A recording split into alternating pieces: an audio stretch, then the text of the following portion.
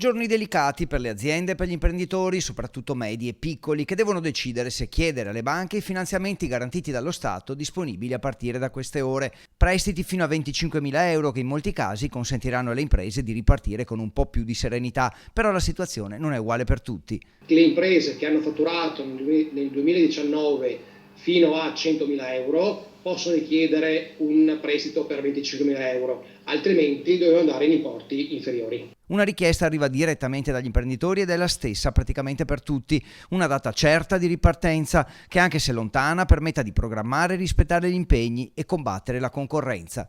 La chiarezza di informazioni, gli imprenditori ci domandano di avere informazioni chiare. Troppe informazioni, spesso discordanti tra di loro. Nell'emergenza coronavirus il Veneto è stato più penalizzato di altre regioni. Tra le prime zone d'Italia a subire restrizioni lavorative e di spostamento ne ha subito gli effetti negativi. Avendo anche una vocazione di export, l'incertezza non solo sul campo domestico ma anche al di fuori dell'Italia è un altro fattore che purtroppo pesa nella ripresa delle aziende venete. Ma non manca qualche segnale di speranza. Molte imprese non hanno cancellato i loro investimenti, i loro progetti, i loro sogni, che sono solo rimandati. Nessuno ha cancellato gli impegni o l'idea di investimento per continuare l'attività. Li abbiamo posticipati. Non guardiamo solo all'oggi, quindi al fatturato che ci manca, e quindi non chiediamo alla banca solo un finanziamento per compensare il mancato fatturato di questi mesi, ma guardiamo e prendiamo in considerazione anche gli investimenti del prossimo anno o dei prossimi 24 mesi.